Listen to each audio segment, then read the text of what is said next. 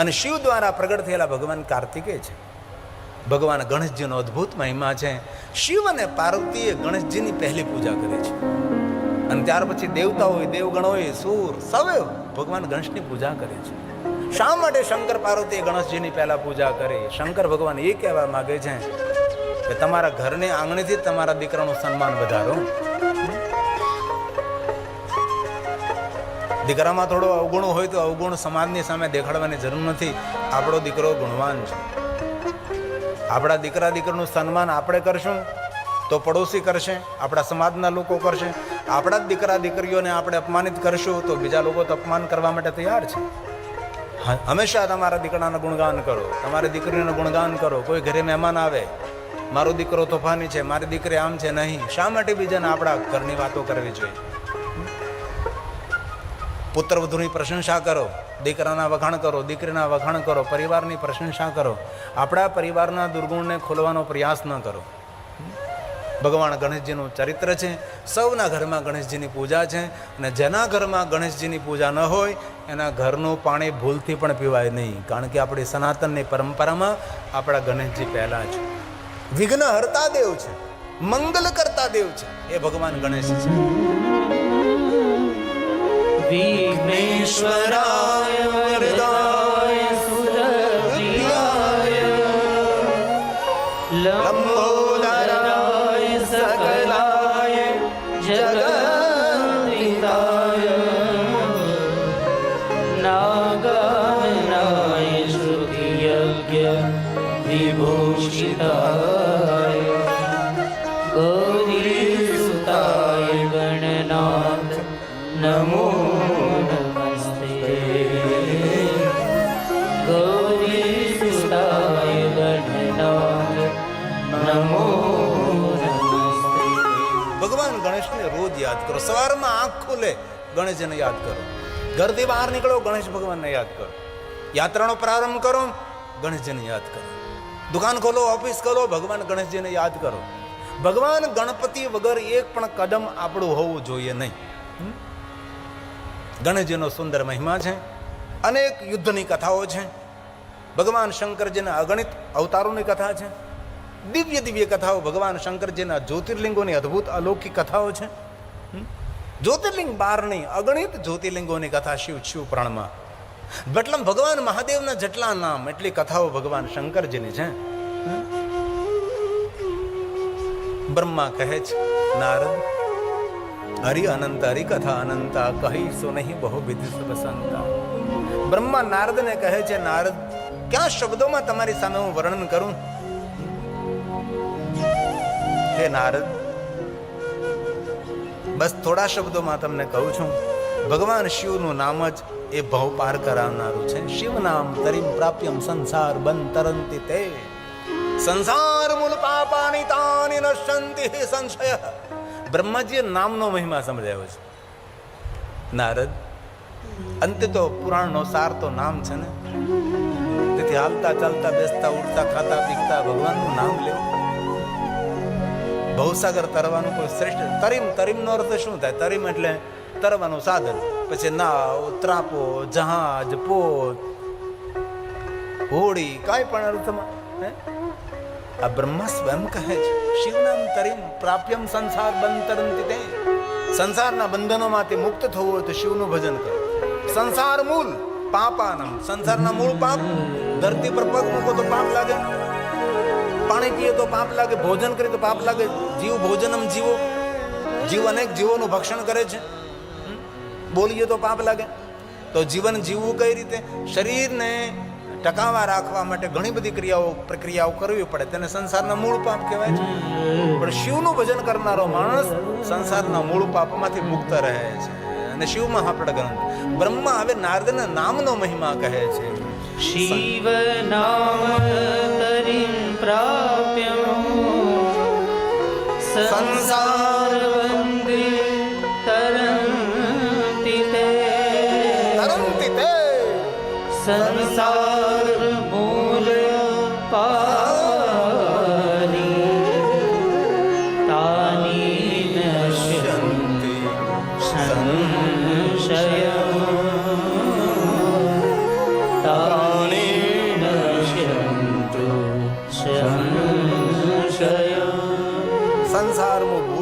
પાતકના મુને શિવ નામ ગુંઠન ન્યાસનો જાય તે ધ્રુવમ શિવ નામામૃતમ પેયમ શિવ નામ રૂપે અમૃત જે પાન કરે છે.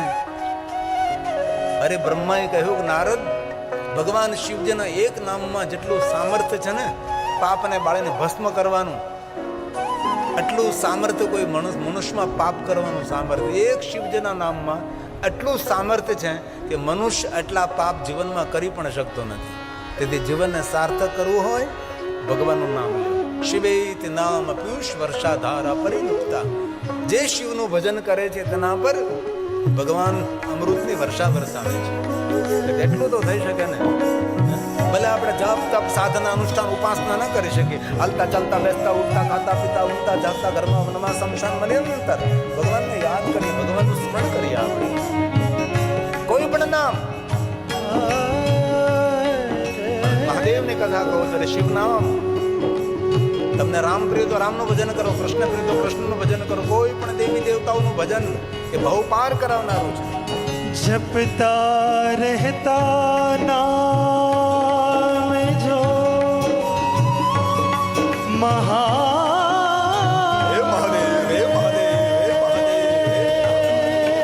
नाम लिया उसने सब कुछ किया, सकल शास्त्र का बिना नाम नरके गया. कलयुग के केवल नाम आधारा, सुमिरी सुमिरी भव उतर ही पारा. नहीं कली कर्म न भगति मिले तो राम नाम अवलंबने को. उल्टा नाम भी जग जाना बात देखी मैं ब्रह्म समाना. स्वयं रक्षा की करे भूतपति महाकाल.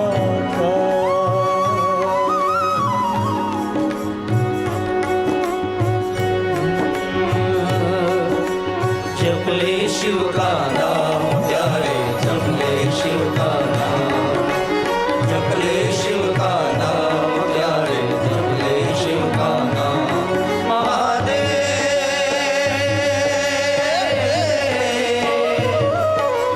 नाम लेकर बीते हर सुबह और शाम. जप ले शिव का नाम प्यारे, जप ले शिव का नाम, जप ले शिव का नाम प्यारे, जप ले शिव का नाम.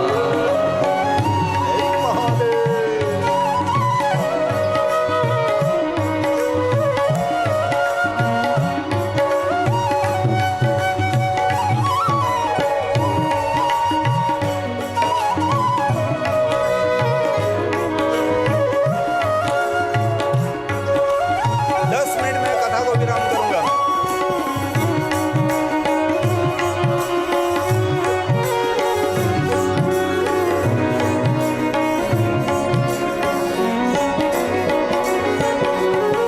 चांदी सा चमकता ये गंगा जी का पानी, पानी की हर एक बूंद लेती जिंदगानी.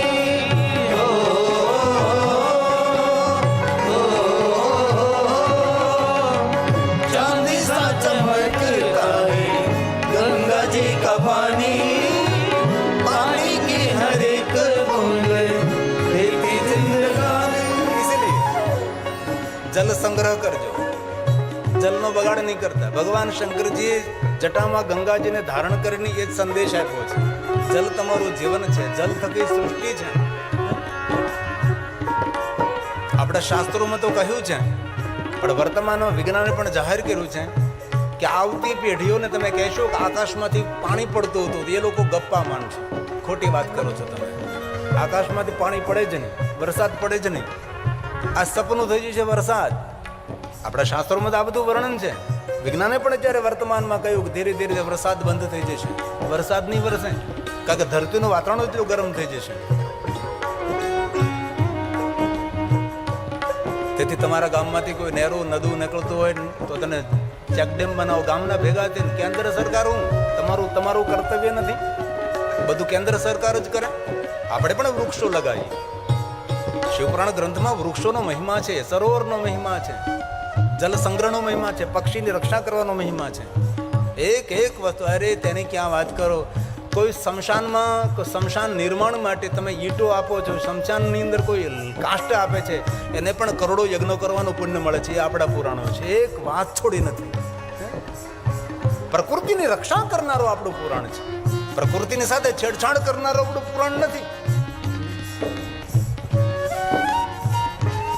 તેથી જ્યાં જ્યાં અવસર મળે ત્યાં વૃક્ષો વાવો, વૃક્ષોની રક્ષા કરો, વૃક્ષોનું જતન કરો. અહીંથી આપણે પારડી સુધી જાય તો માર્ગમાં કેટલા સુંદર વૃક્ષો છે. વાવ્યા તો છે નગરપાલિકાએ, પણ નગરપાલિકાએ વાવ્યા પછી ધ્યાન આપણે પણ રાખવું પડે. આપણે પણ તેના માટે વ્યવસ્થા કરવી જોઈએ. નગરપાલિકા પણ સમયસર પાણી પાય. વાવીને પછી ફોટો પાડીને સરકારને મોકલી દેવો એમ નહીં, આપણી જવાબદારી છે. તેથી આ કથા સાંભળ્યા પછી માળા કરો, પૂજા કરો, અર્ચન કરો, દર્શન કરો, ઠીક થાય તો કરજો. પણ હૃદયથી પ્રાર્થના છે, આવતી પેઢીનું મંગલ જો આપણે કરવું હોય તો જેટલા ભાઈઓ બહેનો બેઠા એટલા કથાની યાદ સ્વરૂપે તમારી વાડીમાં, તમારા ઘરના આંગણે, જ્યાં તમને જગ્યા મળે ત્યાં તમે જતન કરી શકો એવી જગ્યાએ એક એક વૃક્ષ વાવજો. તેવી હૃદયની એક પ્રાર્થના છે. વૃક્ષ આપણું જીવન છે. વૃક્ષથી સૃષ્ટિ એ દિવ્ય લાગે છે. વૃક્ષ નથી તો માણસ પણ નથી.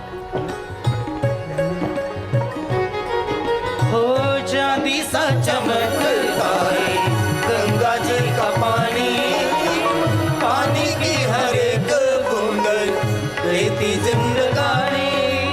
हो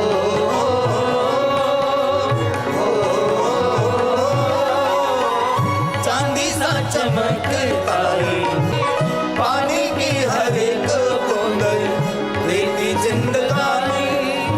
अंबर से बरसे जमीन से मिले, नीर के बिना तो भैया काम ना चले.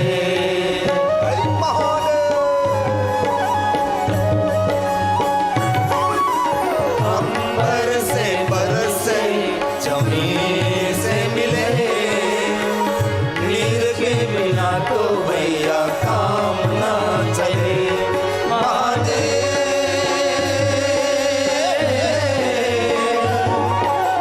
नाम लेकर बीते ये हर सुबह और शाम, जप ले शिव का नाम प्यारे, जप ले शिव का नाम, जप ले शिव का नाम प्यारे, जप ले शिव का नाम. હવે એની જે પંક્તિ છે એ આપણને સાવધાન કરનારી છે. આમાં પ્રાણ છે. એટલા દિવસ કથા સાંભળી, એટલો સત્સંગ કર્યો, પણ યાદ શું રાખવાનું છે?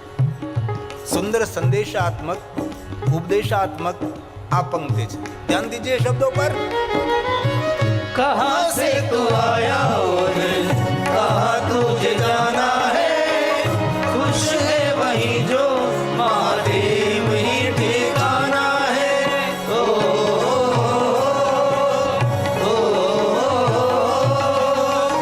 कहाँ से तू आया और कहाँ तुझे जाना है, खुश है वही जो महादेव ही ठिकाना है.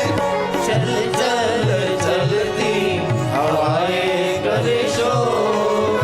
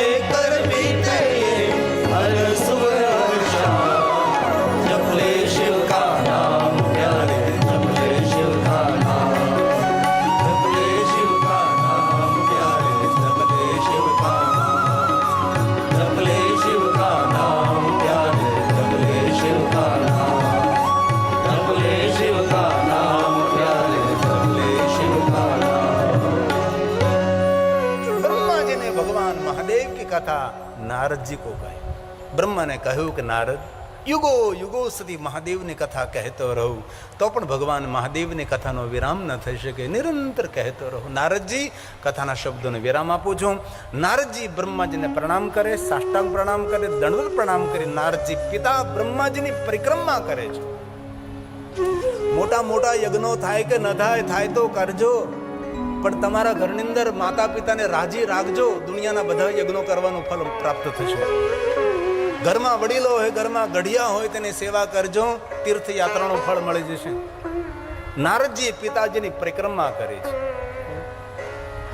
બ્રહ્મલોકમાં કથાનું શ્રવણ કરી નારદજી, એક વાત તો ગૌરવથી કહી શકું છું, મોટા મોટા ઉદાહરણ આપણે દૂર જવાની જરૂર નથી. બાપના પગલે પગલે હાલનારો આપણો ભાવેશ બાપુ છે. ક્યાં દૂર જવાની જરૂર છે? ક્યાંથી પ્રેરણા લેવા જવાના હતા? આ તો મોટી પ્રેરણા છે. બાપે કર્યું કે તેના કરતા સવાયું કરી દેખાડું તો જ જગા બાપાનો હું દીકરો. જીવન આને કહેવાય. જીવન એવું ન જીવો કોઈ ફરિયાદ કરે, જીવન એવું ન જીવો કોઈ ફરિયાદ કરે, જીવન એવું જીવો જગા બાપાને જેમ કોઈ ફરી ફરી યાદ કરે, વારંવાર કોઈ યાદ કરે, વારંવાર યાદ કરે. નારદજી બ્રહ્મલોક છોડીને મૃત્યુલોકમાં આવે છે, મહાબલેશ્વરનું દર્શન કરે છે. ક્રમશઃ લિંગોનું દર્શન કરતા કરતા સૂર્યપુત્રી તાપીના તટ પર આવે છે. તાપીના તટ ઉપર બેસે નારદજી તપસ્યા કરે છે. નારદી ગંગાનું પ્રગટ કરી નારદેશ્વર મહાદેવ લિંગની સ્થાપના કરી અને નારદજી યાત્રા કરતા નર્મદાના તટ પર આવે છે. નર્મદાના તટ પર જેટલા શિવલિંગો છે તેનું દર્શન નારદજી કરે છે અને ત્યાં પણ નારદ તપ કરે છે. નારદેશ્વર મહાદેવ લિંગની સ્થાપના કરે છે. સપ્ત ગંગાઓના કિનારે જેટલા જેટલા શિવલિંગો છે તેનું દર્શન નારદજી કરે છે. જ્યાં જ્યાં શિવલિંગો છે તેનું દર્શન કરવા નારદજી જાય છે. નારદનો એક શ્રેષ્ઠ નિયમ છે, કોઈ પણ જગ્યાએ કોઈ પણ માણસ પોતાના કર્કમલો દ્વારા શિવલિંગની સ્થાપના કરે છે ત્યારે નારદજી એ શિવનું દર્શન કરવા એકવાર જરૂર આવે છે. આ નારદ મહાદેવના પરમ ભક્ત છે.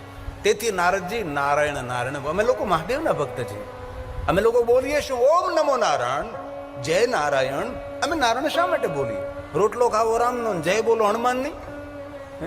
અમે લોકો પૂજા કરીએ શંકર ભગવાનની અને મળીએ તો કે ઓમ નમો નારાયણ, જય નારાયણ. ક્યાં કે નારદી પરંપરા. નારદજી નારાયણ નારાયણ બોલે, કારણ કે નારદ મહાદેવના ભક્ત છે. નારદને મહાદેવની ભક્તિ પોતાના પિતા બ્રહ્મા પાસેથી મળે છે. બ્રહ્મલોકમાં બ્રહ્માજી કથાને વિરામ આપ્યો છે. પ્રયાગ તીર્થમાં સૂત પુરાણજી કહે છે શબ્દોને વિરામ આપો છે. કથાનું શ્રવણ કરેલા શયનકાદી મહાત્મા ઉભા થઈ જાય છે, સૂત પુરાણને પ્રણામ કરે છે. હજી સાંભળવાની બહુ જ ઈચ્છા છે. સૂત પુરાણજી ધર્મ પ્રચાર પ્રયાગ તીર્થ છોડી અને યાત્રાનો પ્રારંભ કરે છે.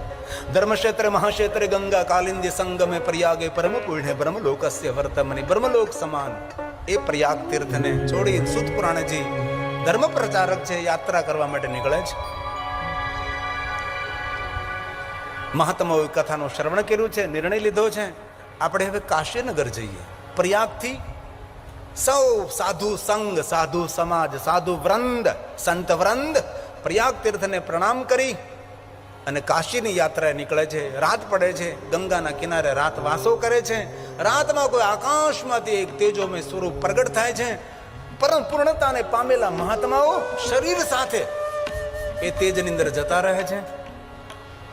પરમ તત્વને પ્રાપ્ત થયા શરીર સાથે. અને જે મહાત્માઓ અપૂર્ણતાને પ્રાપ્ત થયા હતા એ મહાત્માઓ જઈ ન શક્યા, કારણ કે તે જવા માટે પૂર્ણતા જરૂરી છે. જે પૂર્ણતાને પ્રાપ્ત થયા મહાત્માઓ એ તેજની અંદર વિલીન થયા છે. અને જે મહાત્માઓ જઈ શક્યા નથી એ મહાત્માઓ ગયા મહાત્માઓને પ્રણામ કરી યાત્રા અટકી નથી, યાત્રા શરૂ રહે છે. ચાલો આપણે સૌ કાશીનગરમાં જઈએ. હવે બાકી રહેલા મહાત્માઓ કાશીમાં પહોંચે છે. કાશી વિશ્વનાથ મહાદેવનું દર્શન કરી અગણિત લિંગોની ભરેલી નગરી લિંગમય કાશી ભૂમિ સર્વલિંગોનું દર્શન કરી બાકીની રહેલી આયુ દરેક મહાત્માઓ કાશીમાં પૂર્ણ કરે છે. આયુ પૂર્ણ થતી ગઈ, નિર્વાણને પ્રાપ્ત થયા, ભગવાન મહાદેવને પ્રાપ્ત થયા છે. ભગવાન મહર્ષિ વેદવ્યાસજી 40,000 શ્લોક 7 સંહિતાઓ સાથે સુંદર શિવ મહાપ્ર ગ્રંથને વિરામ આપે છે. અને અંતિમ શ્લોકની અંદર ભગવાન મહર્ષિ વેદવ્યાસજી આપણા સૌ માટે ભગવાન શિવને પ્રાર્થના કરે, મહાદેવ વક્તાને શ્રોતાના જીવનમાં શાંતિ આપજે. શાંતિ કોણ આપે? શંકરજી આપે, મહાદેવ આપે છે. અંતિમ શ્લોક, છેલ્લો શ્લોક. આપણા માટે ભગવાન વ્યાસ બોલે છે એતર શિવ પુરાણસ્ય જે કોઈ આ કથાનું શ્રવણ કરે છે, કથાનું ગાયન કરે છે, તે સૌ માટે ભગવાન વ્યાસ કહે છે વતુઃ શ્રોતુશ્ચ સર્વદા સગણઃ સસુતઃ સામ્બ શંકરો